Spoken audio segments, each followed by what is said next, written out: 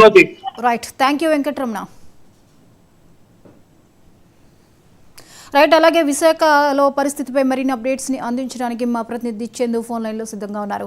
చందు, చెప్పండి, విశాఖలో మున్సిపల్ కార్మికుల సమ్మె నేపథ్యంలో విశాఖలో పరిస్థితి ఏ విధంగా ఉంది? రైట్ జ్యోతి, ప్రస్తుతం చూసుకున్నట్లయితే నగరాన్ని సర్వాంగ సుందరంగా తీర్చిదిద్దడంలో పారిశుద్ధ కార్మికుల పాత్ర ఎనలేనిదని చెప్పవచ్చు. అయితే ప్రస్తుతానికైతే విశాఖపట్నం కాదు, పరిసర ప్రాంతాలన్నింటిలో కూడా జీవీఎంసీకి సంబంధించిన ఎంప్లాయీస్ అందరూ కూడా నిరవధిక సమ్మె చేస్తున్నారు. మున్సిపల్ కార్మికులు ఎవరైతే ఉన్నారో పారిశుద్ధ నిర్వహణలో అలుపెరగని పోరాటం చేస్తూ ప్రస్తుతం ఈ రోజు కూడా నిరవధిక సమ్మె చేస్తున్నారు. ఏదైతే ఉందో ప్రభుత్వం తన మేనిఫెస్టోలో ఎన్నికల హామీలు ఇచ్చిన భాగంగా సుమారు 26,000 జీతం పెంచుతామని చెప్పారు.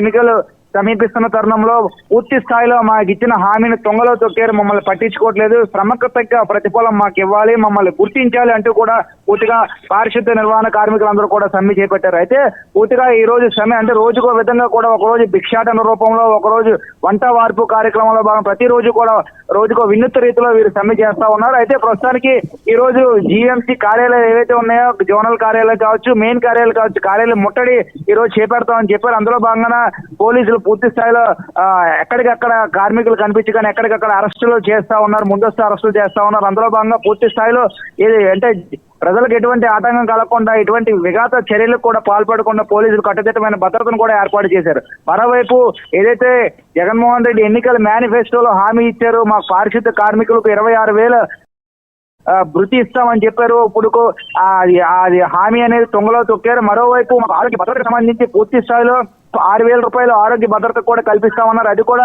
సరిగా మాకు అందడం లేదు అంటూ కూడా ఈవెన్సీకి సంబంధించిన పారిశుద్ధ కార్మికులు ఆవేదన వ్యక్తం చేస్తా ఉన్నారు. పూర్తి స్థాయిలో ఈ సమ్మె బాట పట్టారు పూర్తి స్థాయిలో. దీంతో సుమారు గత కొన్ని రోజుల నుంచి కూడా జీవీఎంసీలో పారిశుద్ధం అంతా కూడా పడకేసిందని చెప్పవచ్చు. ఎక్కడికక్కడ చెత్త అంతా కూడా పేరుకుపోయింది.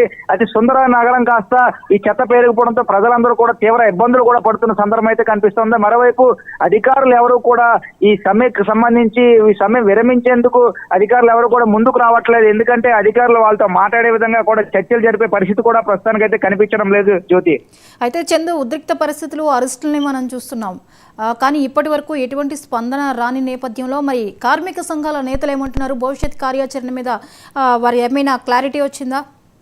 రాష్ట్ర ప్రభుత్వం దిగి వచ్చి మా డిమాండ్లు ఏవైతే ఉన్నాయో డిమాండ్లు అంగీకరించి అమలు హామీ ఇస్తే గానీ మేము ఎట్టి పరిస్థితుల్లో ఈ నిరవధిక సమ్మెను ముగించే ఉద్దేశం అయితే మాకు లేదు. ఎట్టి పరిస్థితుల్లో రాష్ట్ర ప్రభుత్వానికి సంబంధించి పెద్దలు ఎవరైనా వచ్చి మాతో మాట్లాడి చర్చలు జరిపి మా డిమాండ్లకు అంగీకరిస్తేనే మేము సమ్మె అనేది విరమిస్తాం, లేకపోతే ఈ సమ్మెను మరింత ఉధృతం చేస్తాము. ఈ రోజు మమ్మల్ని అరెస్ట్ చేయవచ్చు, తర్వాత రేపు ఎల్లుండి కూడా మేము సమ్మె చేస్తాం, పూర్తి స్థాయిలో ఆ సమ్మె ఏంటో కూడా చూపిస్తాం. ఇప్పటి వరకు కూడా శాంతియుతంగా మేము సమ్మె బాట పట్టాం, కానీ ప్రభుత్వ పెద్దలెవరు కూడా మా సమ్మెను పట్టించుకోవట్లేదు, వీళ్ళు చేస్తా ఉంటారంటూ కూడా లైట్ తీసుకున్నారు. ఇందులో భాగంగా మేము ఎట్టి పరిస్థితుల్లో సమ్మెను ఆపే ప్రసక్తే లేదు, రేపటి నుంచి మరింత ఉధృతం చేసే విధంగా కూడా ముందుకు వెళ్తా అంటూ కూడా కార్మిక నాయకులు మనతో చెప్తా ఉన్నారు. మరోవైపు పోలీసులు ఎక్కడ కార్మికులు పారిశుద్ధ కార్మికులు కనిపిస్తే ఎక్కడికక్కడ అరెస్ట్ చేసి వాళ్ళు స్టేషన్లకు కూడా తరలించే పరిస్థితి అయితే కనిపిస్తుంది Jyothi. Right, thank you Chandu.